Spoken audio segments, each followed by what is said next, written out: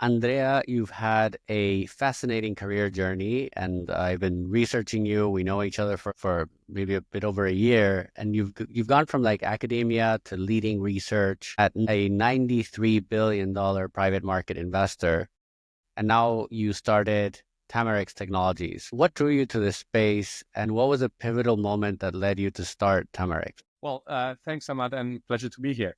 So yes, I have been dedicated to data-driven investing for almost 2 decades now. It all started with a PhD in finance, where I sort of familiarized with the value that data can bring to make better investment decisions. I was lucky to be recruited in a large fund of funds to be part of the quantitative research team, which was a pretty peculiar concept back at the time, because all the quants used to go to hedge funds, and private markets was domain of hunch, feeling, and gray hair. But the CIO or the fund of funds where I ended up working back at the time felt like that you could do much more and much better by bringing data into the. So I was part of that team, and we developed quantitative methods to help our investment teams and clients deliver better investment decisions in the context of private markets. And while being at that company, I realized how painful it was to collect data in private markets. Data comes in many different formats from many different sources. You never find two reports that are alike. And what many people do is they just throw money and people at the problem. And you have a battery of people whose main job is to extract that data, clean it up, and put it on a system. So on the one hand, I saw how painful that was. On the other hand, I realized how valuable it is to actually harness that data to make better investment decisions. So as a consequence of that, together with my co-founder, we decided to lead the company and start our Tamarix, which as of today is basically an operating system for limited partners. So investors in private market funds, such as private equity, venture capital, real estate, private debt, that need help to streamline all their data and understand what their portfolio looks like. I thank you for clarifying so many things that are the pain point, right? It's the difference between private markets and public markets is complete data point. And the more data you have in privates, the better decisions you can make. How, and I think the person who recruited you was incredibly smart in doing this. Is there a particular sector that you focused on that you thought there was more opportunity, or where was that like initial, like, this could be a change the needle moment?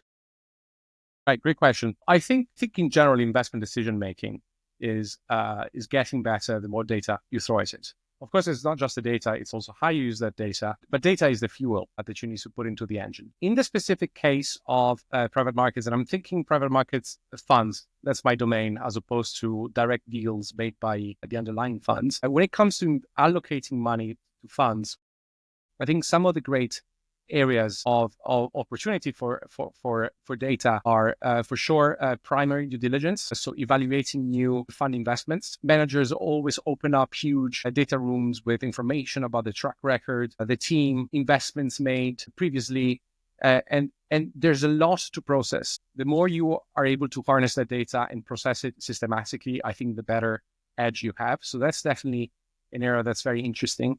Another area that's very interesting is secondary screening, pricing, and due diligence of opportunities. So whenever somebody wants to buy a fund interest from you, or when you want to manage your portfolio and trim one position, all that process of understanding how to value that fund interest, again, benefits immensely from data. So those, I would say, are the two key components. But also for traditional ongoing monitoring of your portfolio, imagine if you have, say, if you're a large asset owner with 50 to 100 funds, you constantly get bombarded every day with reports, documents, and you cannot just read through them and come to the conclusion that you have a grasp on the portfolio. You need to really extract the data, see how the company's KPIs are stacking up, how your exposures are moving over time. So I think that's monitoring is another prime area of application. You say it so eloquently. It's absolutely, even if you have 10 investments, it's hard to manage data. It's hard to understand the picture. What are the biggest inefficiencies that you see of how people allocate money in private markets today? And how does Tamarix help solve these issues?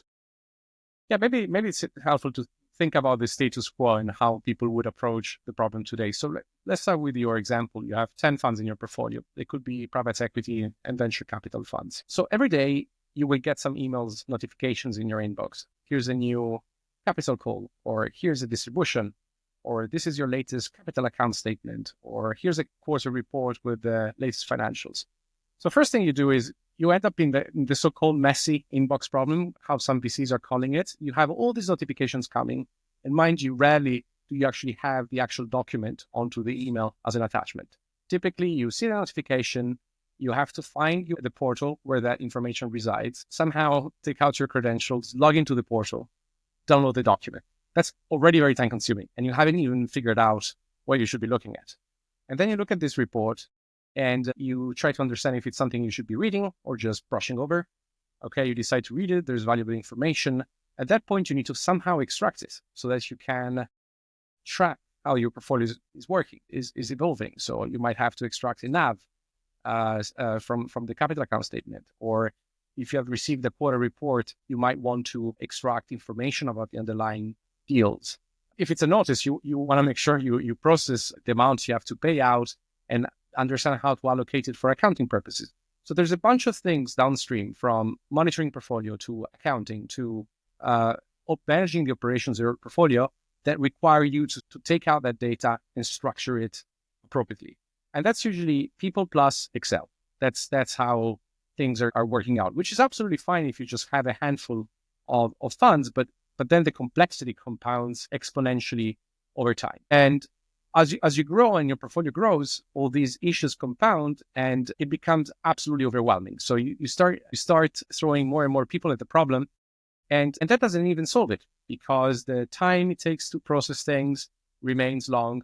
The accuracy may be not perfect of the extractions. The audit trail might be very hard to pin down. So, who came up with this number? Why do I see this number? How does it link back to the report? It just becomes overwhelming. So what we do at Tamarix, we automate everything end to end. I feel that pain. And for the people who don't know, maybe just to give an example, is how funds typically work is you have a fund administrator, someone or an investment company that creates a thesis and says, I want to invest in X. But that doesn't necessarily mean they already have a pipeline, that they already invested. It might be early days, and they ask for a commitment. And they say maybe the commitment is $100,000, and they say they're going to have a 2-year investment period, maybe a 7-year divestment period, and the whole fund is going to be maybe 10 years or 8+2. It's very complicated things, but just trying to give an example of how big this problem is. So you found this great fund, you found this great thesis, you believe in it, and then you say, okay, I'm going to sign the commitment. No money has been exchanged. That day, you just signed an agreement or a commitment to give that money to the fund. Once the fund finds a deal and vets the deal and makes sure and invests in the deal, they'll do what's called a capital call. But this can come in a variety of forms. It could be quarterly, it could be send the money in 5 days. So as an investor, imagine you're a doctor, you're a lawyer, you're a high net worth individual, you have a business. It's a lot of stress to put your name on a commitment when you need to have that fund in your bank account knowing that you're going to be called at any time. And like you said, this is one investment. You might have 10 or 100, then the complexity becomes extreme. And having a solution that's done for you, like Tamarix, is incredibly efficient for someone I would say at any level. Like, you need to be organized at any level. And then the complexities become even bigger. Like you just mentioned, the taxes, they might call 10%, but then they need to call 20%. And then they might not call for another 6 months, and all that stuff you need to be caring about your treasury management. It's a very complicated system, and it's something that nobody explains it this way. Until you don't go through it, I don't think anybody knows really how it goes. And I'm obsessed with systems, so I love that you mentioned this. It's a system that does it for you. How does data analytics and AI and all this hype, how is it transforming investing, and especially in your space where you're trying to organize the private markets? Yeah, and sorry, just to add to that, you're absolutely correct that the mother of all evils, of all the problems downstream in private market investing is definitely the nature of how capital flows between investors and the fund. So the idea that you commit capital up front and then you have calls that ask you for that commitment that are spread over time. And likewise, as the fund matures, the fund distributes back money to you sequentially over different tranches. So that frequency of cash flows is definitely making private markets more complex to manage than other asset classes. I would also add two other points. One is private markets are by definition private, so they don't follow any reporting standard. So you will never find two funds that produce similar documents with similar data categorized in similar ways. So everybody will have their different practices and different standards. So not only it's hard to extract this data from the reports, it's also hard to extract it in a consistent fashion. And thirdly, the time delay. So once a transaction happens, except for notices where they call for money and they give you a few days to process it, in general, quarterly reports, financial statements always come out with a delay at different times. So as a private market investor, you always have to deal with stale information. So you need to somehow roll that information forward, use as much information as you have to get a picture as of today that is as accurate as possible. And that's something that is very hard to do and very weird for traditional asset classes investors, people who invest in stocks and bonds that get an NAV and a market price day in and day out. So I think these are three of the complexities. But back to your question about AI. So I can tell you how Tamarix is exploiting AI. We are exploiting it currently in two different areas. One is the extraction of data from reports. These reports are very unstructured, especially the latest wave of LLM evolution is incredibly helpful at understanding and dealing with this ambiguity. So we are using LLMs in that area. The other area is once you have actually extracted that data and structured it in a consistent format, then, classic software tends to give you some tables and charts that are answering recurring questions. But as an investment analyst, you always have some new question to answer. Oh, how is my exposure looking like across this and that dimension? How can you see my look-through exposures based on my NAV? Questions that somehow can be predicted by the software engineers and the vendors sometimes cannot be just accounted for before somebody actually asks those questions. So in this context, AI is incredibly helpful to allow users to interrogate their portfolio without any sort of preconceived schemas. So effectively, by putting a co-pilot in the hands of our clients, we let them ask questions above and beyond what any software configuration might answer. So these are the two key areas. I think there's a lot of talk about using AI as well to drive investment decision-making. We are probably a bit less excited about that, especially when it comes to private markets, because the risk for hallucinations and coming up with recommendations that are totally de-anchored from the data is really high. But I think that's probably the next evolution as we fix the foundations of processing data. Super, super interesting. And I agree with you about reporting standards. No investment manager does the same, not even in the same company. So it's very, I wouldn't say ambiguous. They're trying to tell a story. So when you don't have a set NAV like there is in the traditional markets, an LLM can look at a document and understand the sentiment, maybe ask the right questions, what's left out, what has changed from one to the next. So very powerful stuff. We've been dabbling on the predictive analytics side for making investment decisions and trying to come up with an investment GPA for real estate opportunities, which are a little bit more replicable. It's impossible to know the difference between investing in venture A versus venture B. To me, that's completely difficult. But on the real estate space, a little bit more. But I agree with you with hallucinations. It's incredibly unreliable.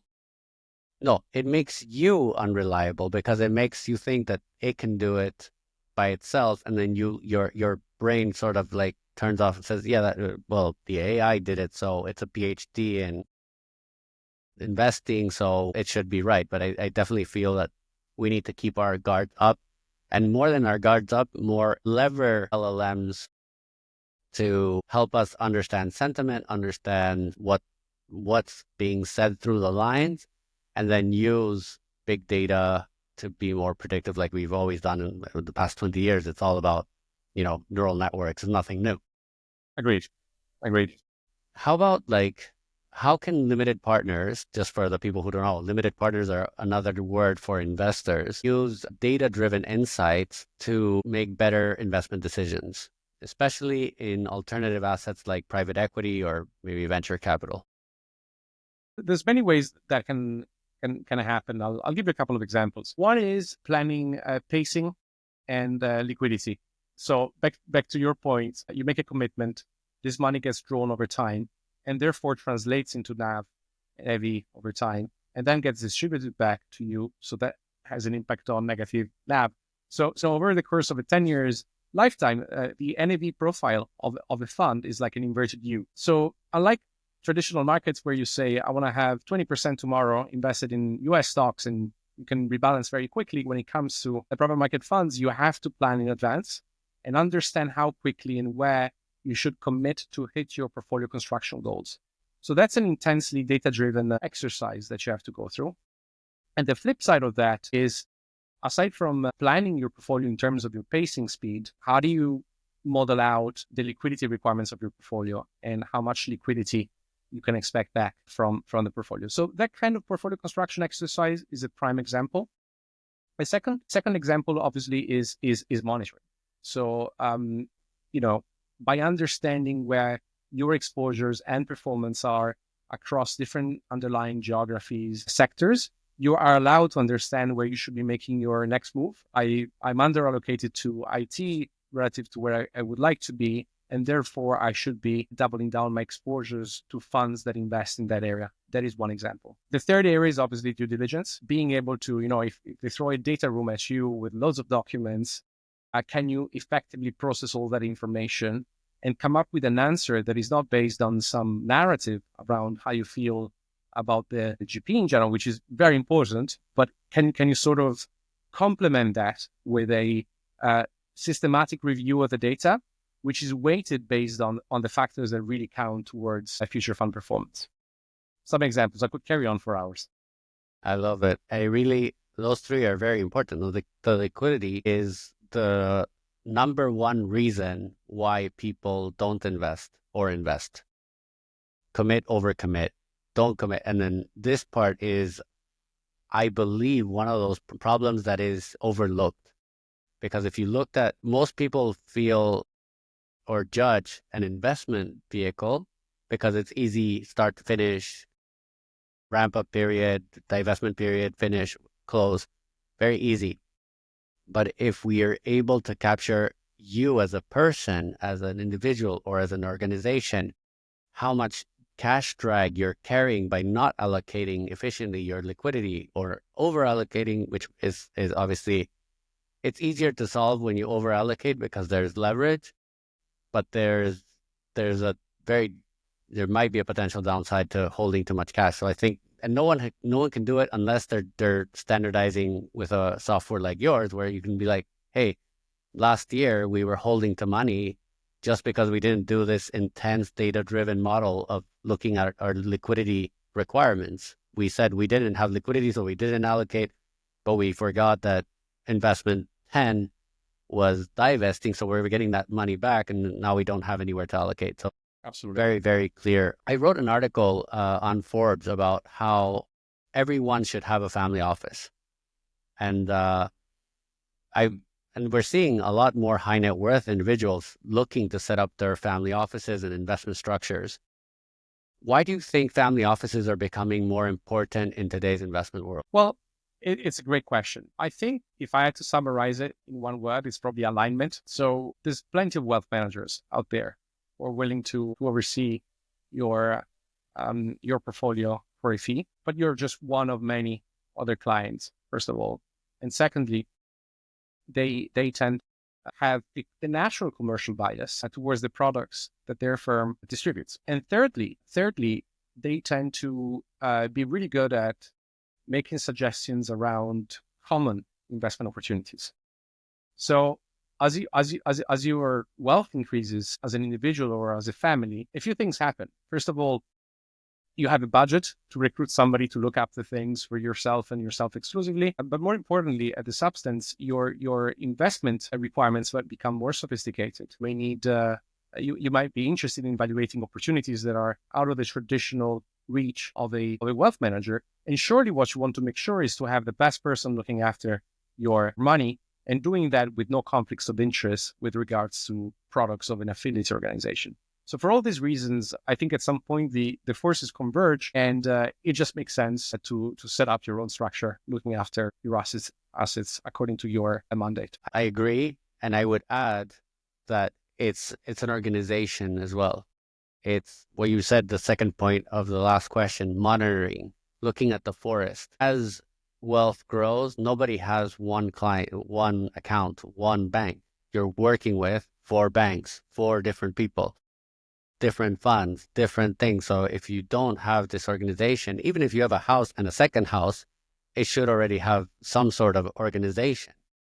If you have a brokerage account and an RA and all these things, they need to find a solution like Tamarix, like what you were mentioning before, of getting everything into one place where you can say, am I doing well or am I not? So it's like a very clear scorecard. What mistakes do you see family offices making when investing in private markets, and what should they be doing differently? It's a great question. I think a couple of things. I think in some cases, there's issues with governance, and the principal who might have been an incredibly successful entrepreneur, businessman, is very top down in the way they approach portfolio construction. And sometimes I think they miss out on opportunities that private market specialists who get recruited to the team might suggest, and they might shut down those opportunities because they are not familiar with this type of world. So I think if you have a talented team of private market specialists, do delegate and do follow their suggestions. So I think that's one, but that's very idiosyncratic.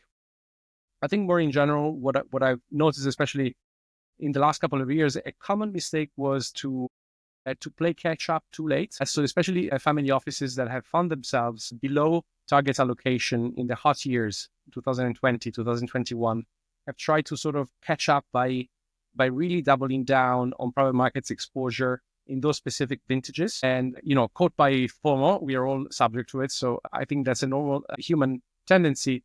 But I think the ultimate result of that was to sort of be over allocated to certain pockets and certain vintages that were not ideal. So in general, I think private markets is a patient game. If you're just starting, take your time. To some extent, ignore the pressure and FOMO of catching up, and do take your time to build out your exposures in a sensible way. You said it so delicately, but I will reinforce, because this is something that we specialize at Infinity.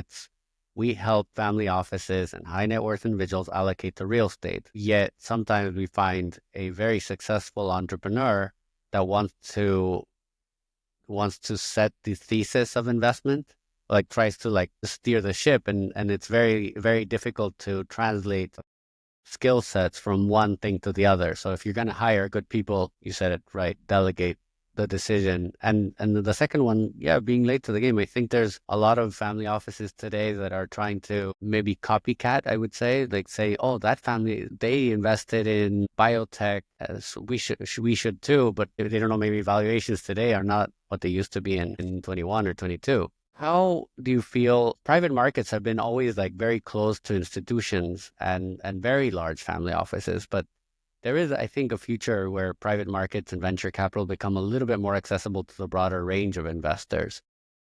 When do you think it's important for them to hire or have a service like yours? Well, great question as well. I think I usually say that it's not so many funds that matter, but how many funds you're likely to have in the next couple of years. So if you make a couple of one-off investments in this space, you probably are okay dealing with them manually to some extent. But if private markets are core to your strategic asset allocation, so you envisage a significant allocation to this asset class. And therefore, you need to support that transition with a significant ramp up. And numbers of funds you're likely to invest in is likely to increase in the future. Then I think it's much easier to start straight away with a structured approach rather than starting with Excel people and then having to fix it. If you know it's going to scale, make sure you're ready to scale. Yeah, yeah. I think it's the tool to organize yourself. If you want to execute, you need the right tool to be organized, because I've seen it in the past where a patriarch builds the family office, unfortunately passes away, and then the kids have no idea where anything is, or how much, or what commitments, or if there was debt, or like all of this should be part of a family governance or organization, cleanliness, structure. I am all for this, and not just focusing on the allocation side, because I think how to allocate is one side of the coin. It's very important, but the other side of the coin is how do you organize yourself? How are you structured, and how do you operate? And like you said, an operating system. This is how I create. And I would stress that private markets have seen an increase because they're also outperforming traditionals on a risk-reward ratio. Yes, the traditionals have had great years, but everybody knows or feels how long can this go? So a lot of people are moving to the other side. What's the future of Tamarix? How do you see that? What are you currently working on, and what excites you for the future? Yeah, great. Well, you mentioned the word operating system. That's what we aspire to become. We aspire to become an operating system for limited partners investing in private market funds. We started with data and investment monitoring, but there's loads of opportunities to go deeper in this vertical. A couple of examples. One is we would like to be able to also process the investment opportunities that an investor might see. We would like to be able to support due diligence of new opportunities. And then eventually we would like to be able to support transactions. So, being able to pay notices through the platform as opposed to switching across thousands of accounts, being able to select new opportunities through the platform. So there's a lot that we can do to effectively turn Tamarix into a bit of a Bloomberg for private markets. If you have stocks and bonds, you log into your Bloomberg portal, you see everything there, nice and tidy. You can transact. It's a full-fledged portfolio monitoring system. We would like to get to the same level for private market investments through Tamarix. Love to hear, and very exciting. And I think we'll open a possibility of secondary investments too, because that's a whole other ugly duckling of private. I want to call it ugly duckling of private markets, is that when people offer you a secondary investment, you say, can I see the current statements? They say, I don't have them. I have only the last year. And you're like, can I talk to somebody at the company? No, because I don't want them to, it's like, it's a very difficult situation. But if you're able to create an operating system when you have every document, every statement, everything in order, it might facilitate the dream, I guess, of solving illiquidity in the private market space, which is probably the biggest challenge or the biggest hurdle when people enter it. 100%. So yeah, simple example, a Tamarix user that has investments on our platform, we would have all the documents, all the data on those investments. And if this user wanted to open up their portfolio to a third party by selling a stake into it through a secondary transaction, then the data would be in order to facilitate that transaction, and vice versa for people selling into the platform. So yeah, that's an incredibly interesting development we look forward to. And I think that's going to be the future. You mentioned it's an ugly duckling. I think it's an incredibly exciting part of the market, especially when you compare it to what happens in traditional markets. If you think about the stock market and bond market, it's all secondary there, right? There's an IPO now and then, but all the volume is in secondary transactions, people buying from others, existing shares. That's the opposite in private market investments. In fact, there's a tiny percentage of outstanding AUM that is traded every year in secondary transactions. So I think there's massive potential of growth there, which will unlock liquidity in private market. Yeah, and you're right. It is very exciting because in those moments, there's mismatch of pricing. There might be opportunity, but at the same time, there's no flow because of the lack of information. And I think a solution needs to come. And in a world that's completely digitalized and everything should be sort of connected, we should be able to price things a little bit more efficiently, or at least stand what you said before, the standardization of reports, understanding, monitoring your forest and saying, actually, I don't need to buy this because I'm allocated already to tech, or I don't have tech, so I should allocate a little bit more. So I think it's very exciting. And I think the problem you're solving is incredibly complex. So I'm very excited to see where you go with this. Thanks a lot. You're also an academic, so very interested to know who influences your thinking. Can you give us some resources or who you admire, aspire, that drives the way that you think as an investor? That's a great question. I will need to probably screen my brains a bit on this one. Hard to answer on 2 feet. One thing I learned in academia, and yes, I started that path, but after the PhD, I decided to switch to the industry. So I put only my toe into the water. But one thing I learned in academia is the importance of testing through rigorous scientific method as much as you can. And that is something that has been very important in the way I have approached many things, many projects in my previous professional life and now at Tamarix. There's loads of incredible minds out there in private markets. I don't want to mention any names now because I don't want to do any disservice to anyone, but can definitely put together some resources to share with some of at least the most influential papers that I think LPs, so investors in funds, should know before making investments, for sure. Looking forward to that. Finally, where can our audience follow your work and learn more about Tamarix Technologies? Yes, great. So we started being more active on social media, especially LinkedIn. That's our primary channel. I tend to post lots of things happening in private markets. So I think if this is an interesting topic for your viewers, definitely do follow me on LinkedIn. We also have a corporate account, which is starting to post a bit more. That's more focused on the product. So it's more oriented towards users or potential users of the platform. We are also started blogging. That's mainly on our website. We are increasingly more active there. And typically blogs for us are a way to sort of dig deeper into the topics that we mentioned on LinkedIn. So these are probably the 3 main sources of interactions with us. Wonderful, wonderful. Oh, it was great to have you. Very interesting, your work and what you're doing. I follow you. I see your post. I think they're very insightful. They pose the right question, and keeping up with, I think the most exciting new thing about investing is the private market. So definitely worth a look. And I want to thank you again for coming. Thank you, Ahmad, for the invite. It's been a pleasure.